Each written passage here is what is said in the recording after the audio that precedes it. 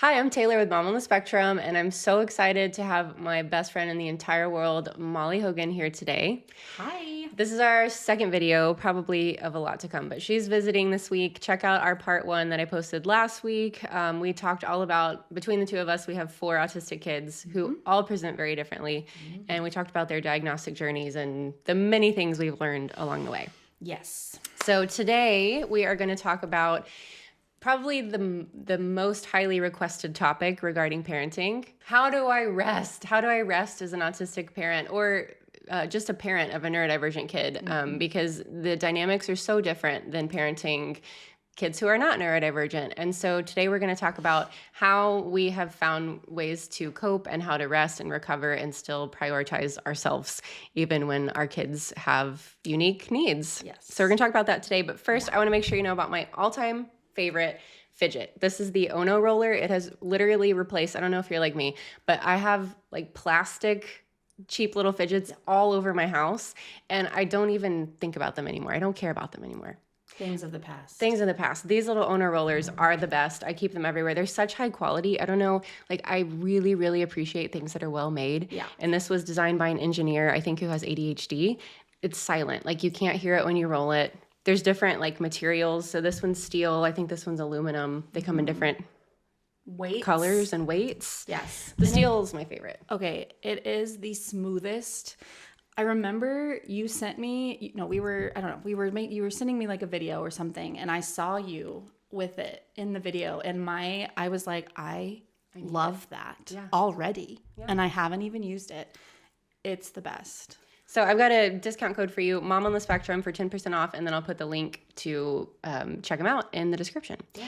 Okay, so just to we'll give you a brief like background of the perspective that you're bringing. Yes. So we like went into detail in video 1. So just Sure. what perspective are you bringing to the conversation today? So I am a mom of 2 autistic kids. Tay is 8, AD is 5, girl, boy. And I am also married to a late diagnosed autistic adult. So Yeah, and for those of you that are new to the channel, I have 2 kids, 10 and 7, and it's a little bit confusing because my oldest, her name is Molly. This is Molly, so we call her Momo. And then my youngest, Cooper, he's 7. So, and I am autistic, I am not. and both my kids are autistic. Both of mine are as well. Yeah. Okay, so this issue of rest, it's evasive. It's elusive. What is rest? What is rest? If Webster you defines rest as not having Not a neurodivergent thing. children. I'm just kidding. Correct. I love my children. Obviously. Yes, obviously. Okay, so the disclaimers that we've got to put out there. Okay, be smart. Don't take our word for it. Do your own research. What we say is going to be highly dependent on the age of your children. So we both, like, our kids are not babies anymore. So we have a little bit more flexibility in that we can, like, go in the other room, and they're fine. Yes. So just take what we say with a grain of salt. Obviously, Be smart, practice safety. Like, don't leave your children alone and unattended, especially, make age-appropriate decisions. Okay. Yes. Okay, but for me, so one thing I've noticed, and I didn't know I would start here, but this is what my brain says. There's a lot of times with autistic kids, there's regressions. So like they'll have this burst of like new skills, and then they'll lose them. And so sometimes I'm actually noticing with my kids right now, it honestly feels like they're younger than they are at this point, because I feel like they're needing me a lot more all of a sudden. It's like, I don't know. There's a lot that goes into that, and it's hard to know how much to say on YouTube, but just know like, there's a lot of different seasons for neurodivergent kids. And particularly right now, I'm feeling like I'm a lot more on demand as a mom, even though they're 7 and 10. Mm-hmm. I just feel like I'm on all the time. Like, yeah. And there's a lot of like need for reassurance constantly, which is what my daughter's kind of working through right now. So, there's just a lot of need for rest. And I am I co-parent with my kid's dad. And so I have the kids like 60% of the time, so I'm just on a lot. And I know you feel like you're on a lot too. Yeah, I think that's one of the things as a parent in general, it can be overwhelming. And I think the interesting thing with neurodivergent kids and non-neurodivergent kids is like as a parent when they're babies, like obviously, like they need you for everything, and you're always, you can't turn off. You just, that's part of it. They have to, in order to survive, you have to be on. But as they get older, it's supposed to kind of lessen, and it didn't, and it doesn't, with autistic kids and neurodivergent kids. And so it just starts to look different, and the need starts to look different. So there's some things like, sure, like I don't have to like bottle feed them anymore. But also we have to make 3 different kinds of mac and right. cheese. Yeah. Like, would I rather just put the bottle in their mouth? Yes. It was much easier when this was the only option. Yeah. We were talking about making different meals for each kid, like all the time, because of food, different preferences and aversions and everything. Yeah. So. And so, yeah, I think one of the biggest things, and I think every parent faces this, but again, like it's just another level. And I think that that's across the board, like every parent, like having kids is stressful. It's stressful, you're overwhelmed, it's exhausting. You need rest. But like with neurodivergent and autistic kids, it's amped up in every way. And yeah, so finding that balance, and also knowing that like maybe you get to a place and you're like, wow, we've got systems. I'm making things happen. It's working. And then tomorrow, all this explodes and nothing gone. Works anymore. Your system is futile. Horrible. Yeah. So yeah. I think realizing that, and learning to not compare yourself to parents that are not dealing with neurodivergence. We've had that conversation. It is so hard. And I, as a non-neurodivergent person, like it's so hard for me to relate to moms of kids who aren't neurodivergent. We just feel like they speak a different language. They operate in a totally different way. They talk to their kids differently. They have different like methods of discipline. I'm like, my kid would be in a puddle on the floor if you like raise your voice like that. Like it's just I just feel like I speak a different language, and I notice it being particularly hard like at school whenever I see other moms. It's like it can be really hard to connect. So I guess that's not quite our topic today, but as you can see, it's stressful. It's stressful. So let's talk about how do we actually rest? Yeah. So not comparing. Not comparing. Don't comparison. Not comparing to other people, which is harder. And I was talking about, I like using the phrase, we do it differently. Yeah. And just getting used to that. So I've talked about before on the channel, or maybe in some of the support groups I run, birthday parties is a good example. A lot of times kids will invite the whole class to a birthday party that's like at Urban Air with the trampolines and everything. And that we do it differently. Like, yes, we do. So my kids, they want to have like their 2 best friends over, and they want to eat pizza and play video games and eat gluten-free cake because we have allergies. So it's like, we just do that. Does it mean we hurt some people's feelings? Yeah. People are like, we didn't get invited to the party. But you know what? At the end of the day, my kids are happier. They feel more supported. They're more well-regulated. They enjoy their birthday more. And so we're getting used to saying we do it differently. Yes. Yeah, I think saying we do things differently and getting used to saying no. Yes. No to your kids. Correct. Correct. Yes, no's. I think saying no to other people, which is really hard in mom world with all of the pressure and judgment that can be there and comparison, like we've already talked about. Like, it's really hard to say no and not feel like their feelings are going to be hurt. They're going to be judging. They're going to, it's like you have to some extent, stop caring what other people think. Yeah, it's hard, but... It is hard. But I also think saying no to your kids, because Tay at one point for her birthday party was like, yeah, I want to invite my whole class. And I was like, that's not going to go well for you. So like, no, like we're going to pick a small group and this is what we're going to do. And a lot of it is like her making her own comparisons. It's like, well, they had their birthday party and this is what it was like. And I want it to look like that. And it's like, we have to do things differently. We do things differently. And it doesn't mean it's bad. It's just different. Yeah. So yeah, and like we talked about this last video, but giving them the language of like, okay, well, what makes you feel happy, and what, like, maybe after the birthday party, like let's say you do a smaller birthday party, what did you like about that? You know, did you like that you were in your own house, that you ate your food that you loved? You know, so kind of helping them reflect on, rather than, oh, this is how Jane does it, let's do it how Jane. What does Tay want to do? What is what makes sense for them? Yeah. But in the same vein of saying no, one way that really shows up for us in our lives is extracurricular activities. So it doesn't really work for us. Like when we get home, we just need to be alone. We need there to be no sound. We need to be home. We need to be home. And I know so many parents that just go, and I respect you, like, great, that it does, we do it differently. Like, it just doesn't work. So with my kids in particular, it has been hard because when I was growing up, we were an extracurricular family. We always had something, every day after school. And, that had its own benefits.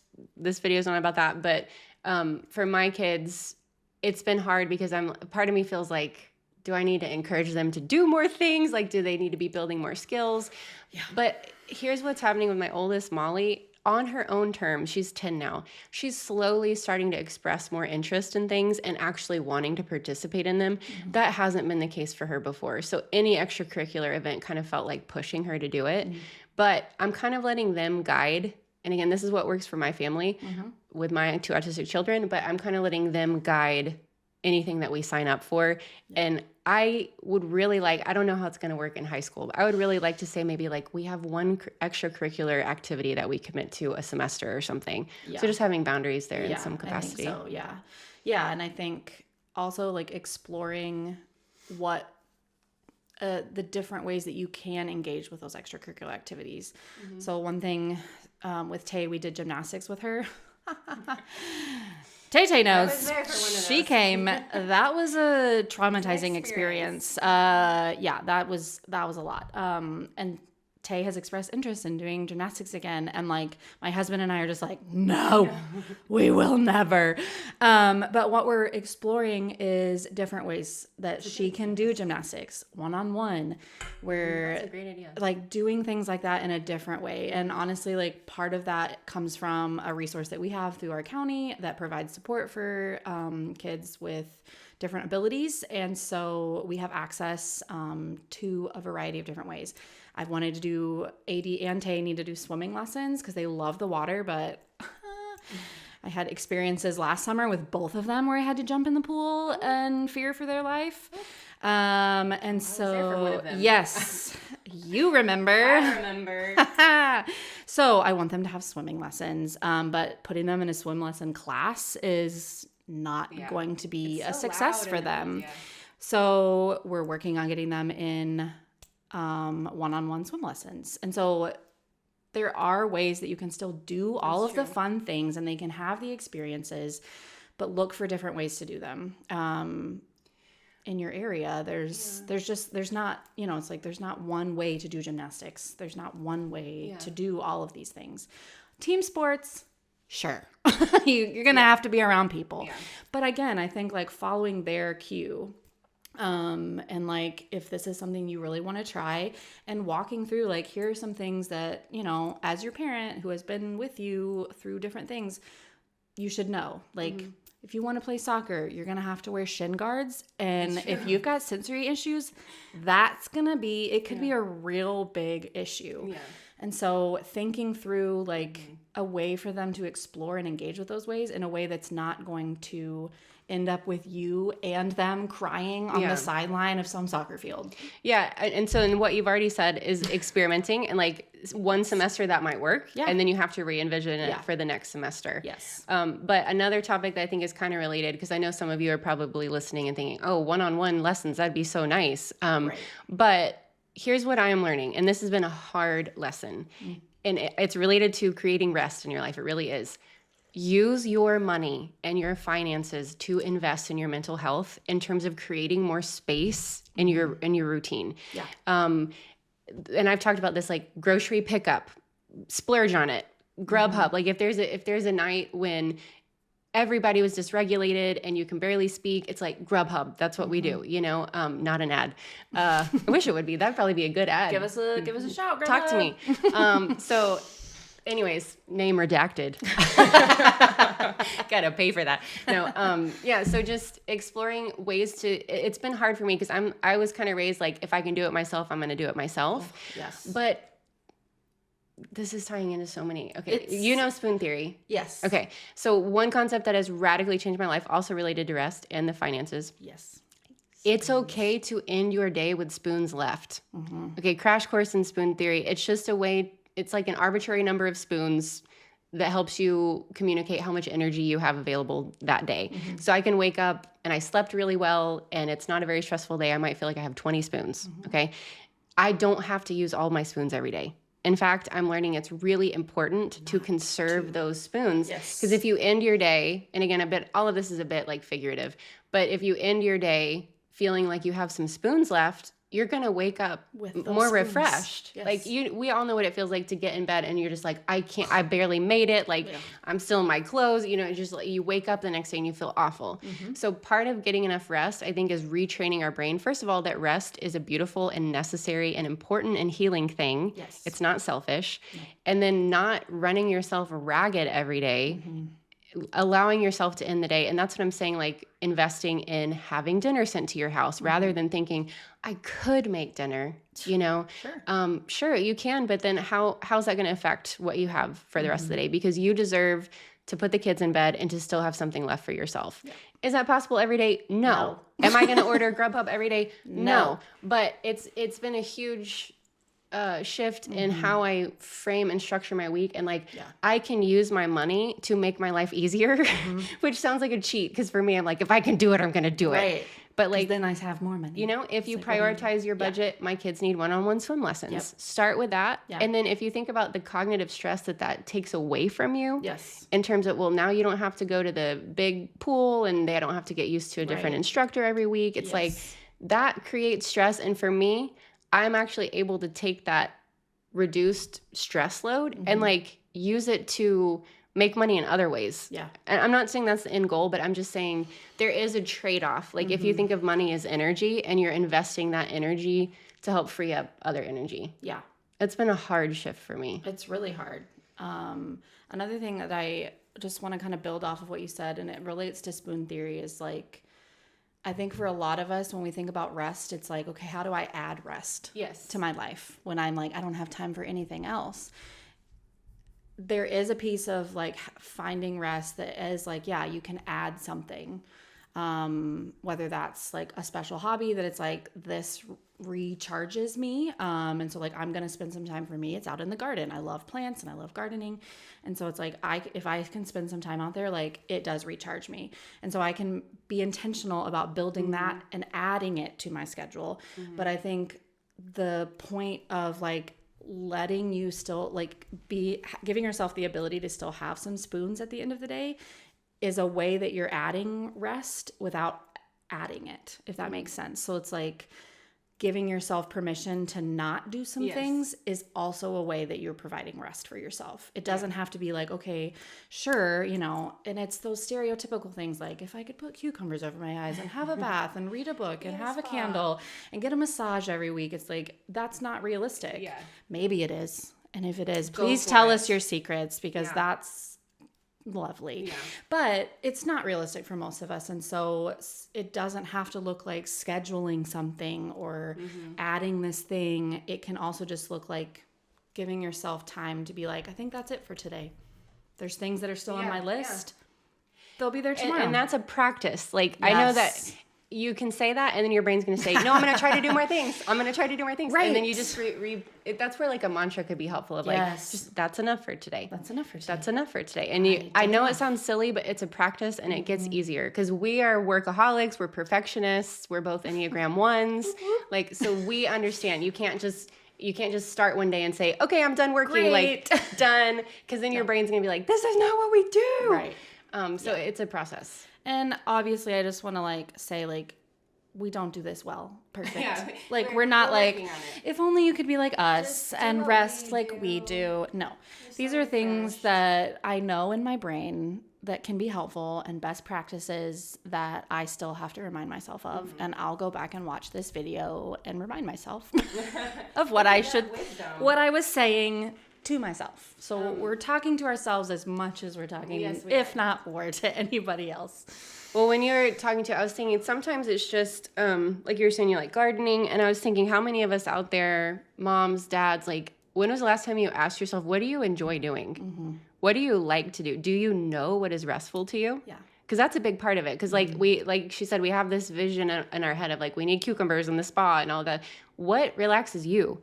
And if you don't know, it's okay to experiment with that. Like, go out and try something different, stay in and try something different, and just like observe, like be curious, what actually helps me feel good, and really get quiet and like allow yourself to think about that, because you deserve rest, and it could look totally different. I know a lot of people, neurodivergent people, we like active rest where we're not like sitting still, because that's really hard. So for me, I have this renewed passion and interest in coloring lately. I've been doing mystery mosaic color by numbers, and I'm obsessed. So cool, because there's a plan with them, and it tells me what to do, and I don't have to think, I don't have to make a decision. It says color the ones red. I'm like, yes. And then it makes a pretty picture. So coloring, jigsaw puzzles. I know you like jigsaw puzzles. I like coloring. I've been coloring, but like doodling, so it's less like, it's more like I get to make the decisions. You like which is helpful for me because I am in a house full of autistic people, and so I feel like there are days when it's like I everything I'm doing is to make sure everybody else is okay. And you were going to talk, you should share about the car situation that we were laughing about. Yes. Because remember, she's not autistic. I am not autistic. And this car ride, so we were on a family road trip, which is obviously a restful thing, as we all know. Sarcasm. So we were on a family road trip, and I think this was pre all of them being diagnosed. Okay. So just a normal family going on a road trip. No accommodations, just vibing. Driving, and when I say road trip, it was a 17-hour road trip. They take road trips. And it's not, I'm not going to that. Anyways, we were going on this road trip to see family. We weren't going to like the Grand Canyon. Yeah. Not that family isn't fun to see, but anyways, we love family. Oh man. Whatever. I love them more. They got you, it picked you. So anyways, we're on this road trip. I'm driving, and it's the last hour of the road trip, which we all know is when everything hits the fan and everything's exploding. Tay was in the back seat crying about something. AD was in the back seat also crying about something. Probably nothing, because they're at this point, I think 9 months and like 3.5 years old. And so like they're just crying because they've been in the car for 12 hours. And my husband, who is, as I mentioned, late diagnosed autistic, is sitting in the passenger seat. And I'm just like keeping myself from going 110 miles an hour just to get there faster. You know, I'm trying to pace myself on this straightaway road in Louisiana. And everybody, there's so much noise. And I'm like, I need music so that I don't lose my brain. So I turn my music up. And my husband immediately just, he's like, no more noise. Shut down. He is in a meltdown mode. Both of the kids are in a meltdown mode. And I'm just like white knuckling the steering wheel, like, we're going to make it. And we're not going to all lose our minds in the process of it. I look over, his head is against the windshield. His ears are plugged. And he's just like, I can't take it anymore. And it's so funny to look back at that, because it was like, wow, this is a lot happening. And like, I guess this is just normal road trip stuff. But I didn't have experiences like that on my road trips growing up. And so I was like, I don't know what's happening, but all I know is like, I am in the driver's seat, literally. And so it's like, I feel like that's a metaphor for some days where it's like, I'm trying to keep us on the road, driving straight, getting us to where we try to go, and like doing what I can to accommodate everybody else. And so I think it is one of these moments where it's like, what am I doing for myself in that moment besides not driving the car off the road? So practically, what do you do with your autistic family? How do you get For me, a big important thing is just having space away from them, which I think is like that realization was really hard for me to get to that spot. And because it can feel like, wow, I'm a terrible person. I don't want to be aware. Like the thing that I need most right now is to like be away from all of the people that I care and love. And so, but I think it's just become a really important thing. Like I need space to like not have to worry and think about anybody else. And intentionally scheduling that. Yes. And so sometimes for me, it's like, I'm going to go out in the garden and like, don't let anybody come out there with me. Like your job is to keep the kids inside and I'm going to go for 5 minutes. Like I'm going to go check on my little plant babies. Those little breaks can be really. Yeah. It can also look like I'm scheduling time to go out with friends and like talk to grownups that are grown up and like that I'm not in charge of like helping, taking care of. Like I can just have fun. And I think scheduling it before you need it is important. Like just have something on the calendar. Like have something like I know on this day that I'm going to have an uninterrupted period of time that's just about me. And that's not selfish. It's very necessary in order to show up more fully for yourself and for those around you. And I mean, obviously autistic people understand that need to be alone. And again, I understand that feeling of this feels selfish or whatever, but you know, we were talking, a lot of us have neurodivergent kids. And so rather than letting yourself feel guilty or selfish about setting these boundaries, you're actually teaching your kids how to create the same types of patterns and accommodations for themselves. So while up front, it might seem like, you know, I'm being a bad parent or I'm letting them down, they're seeing you set boundaries when you're overwhelmed. You know, like I'll tell my kids, I'm out of words. I mean, really, I feel like at 5:16 p.m. is like... Mom's done talking. Strikes like 5:16. I'm done talking, and I think I've even told my daughter before, just write it down. Like if you have something for me, and I will be happy to talk about this with you later. But great. I can't do it right now. Yeah. The other night, I'm staying with them right now, and like we sat down to watch a movie, and I think Molly or Cooper one was going to ask you a question, and you literally were like, I don't have any more spoons. Like I'm out of spoons. And they were like, got it. Yeah, spoon theory can be really helpful to teach your kids too, for rest. Yeah, it's a helpful thing, I think, and like it is one of those things that you're doing it for yourself, but yes, you're like modeling and you're teaching for them too. It's been pretty cool because I've actually heard Molly say not you, Molly. I've actually heard daughter Molly say in the car, Cooper, I'm out of spoons, buddy.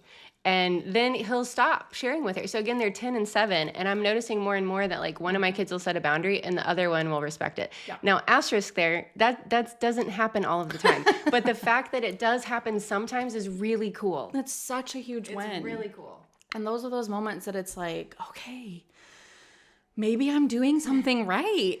You know, and if adults knew these skills of like, I'm overwhelmed, can we have this conversation later? Like, that's important for everybody to be able I think that's I say that to my kids a lot. You know, it's like when Tay is feeling overwhelmed, she's like, it's just so hard. And I'm like, you know what, babe, this is hard for grownups. Like, it's not easy for me to do either.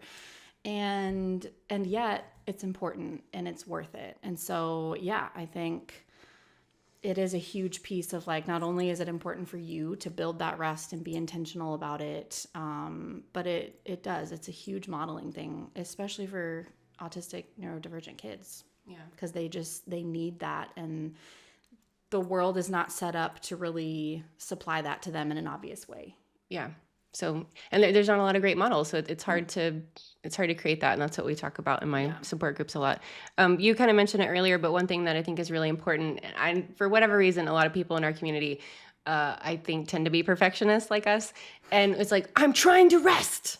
I'm trying. Oh my gosh. I need to rest right now. Right. I'm gonna rest perfectly. Perfectly, and I'm gonna do it this way, and like this is what I need to do to recharge, and I'm gonna do it from this time to this time. It's not restful. Like even just the language shift from I'm trying to rest to I'm allowing myself to rest. Again, it's a practice, it's a process, but like allow yourself to rest. You don't need to force yourself to. There's no perfect way to rest. Like resting, like she said, might be going out in the garden for 5 minutes. It might be again, based on your kid's age, closing the door. Hey, mom needs 5 minutes to just zone out and not talk to anybody. Like those quick little sips of air where you're just like, okay, scheduling time to rest where you can do whatever the heck you want to do in advance before you even need it. Like always having something on the calendar is really important. Going back to the finances, if you, like, I get the single parenting thing. I get that.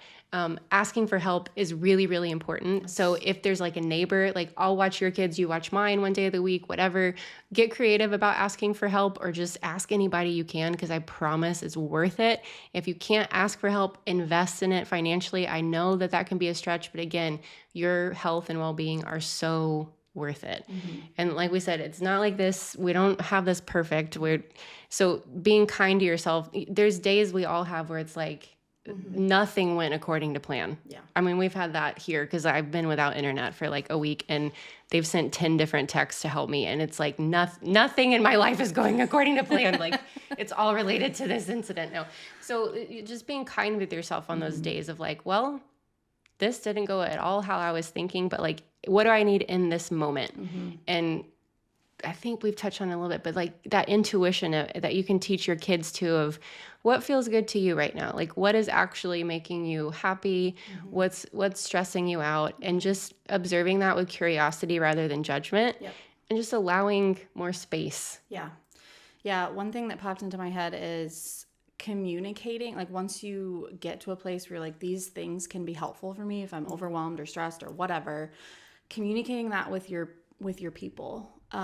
Because sometimes when you're in those moments where everything feels like it's on fire and like you're just trying to make it 1 second at a time, a lot of times I will call Taylor, y'all call her Taylor, which is so formal. I'm just kidding.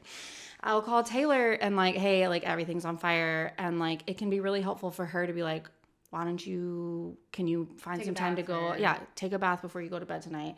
When's the next time you're hanging out with your friends? Can you pop out to the garden? Like she knows some of the stuff that can be helpful to me. And in those moments, it's like, I know them, but it's like, right. Yes. That's helpful. My husband does the same thing. And in sort of a forceful way at times where he's like, you need to go away. Like, please go to Target and wander around. Like, that is very restful. We like going to Target to wander. Target is a wonderful place. Again, name redacted. You got to pay me for that. But can we please Target sponsorship? That'd be amazing. The dream. So yeah, I think also like setting yourself up with those support people that you have, like that can step in and help you in like very practical ways. But Taylor and I don't live close to each other. She's in Texas. I'm in Wisconsin. So like, it's not like she can pop over and watch my kids for a few hours while I go like relearn how to breathe. But she can be like, hey, is there anybody that can come over and watch your kids? Could your mom come? When does Aubrey get home? When he gets home, why don't you go to Target? Like those reminders and like, I don't know. It's just helpful sometime to be like, that's important. Yeah. Go do that. Like, and almost like telling you like, you need to do that. It's a non-negotiable.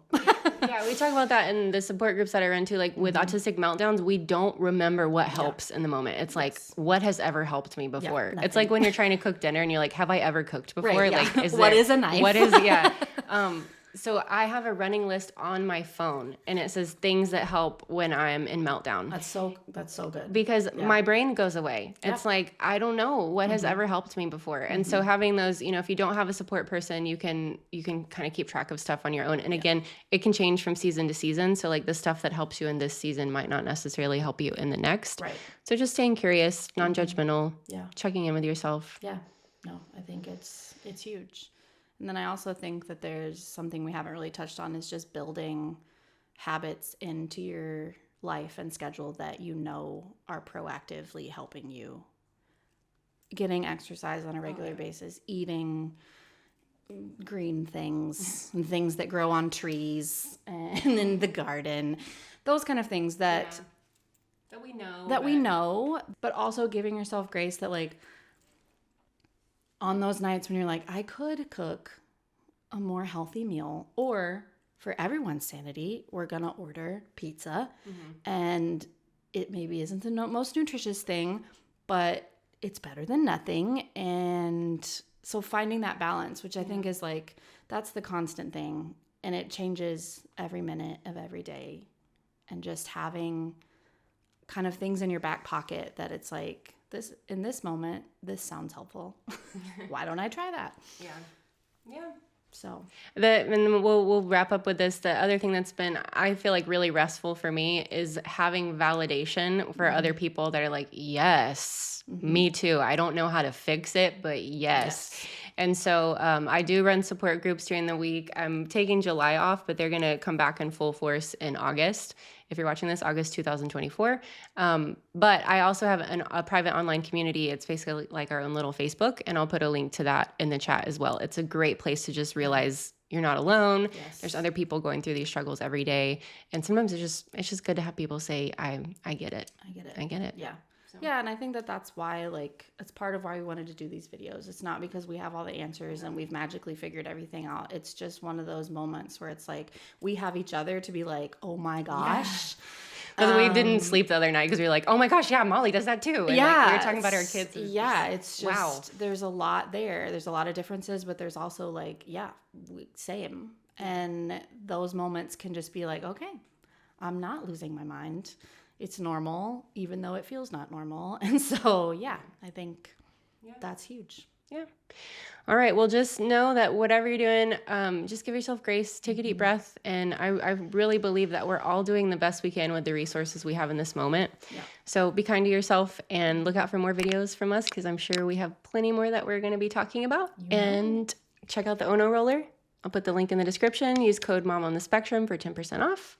And we'll see you in the next video. Bye. Bye.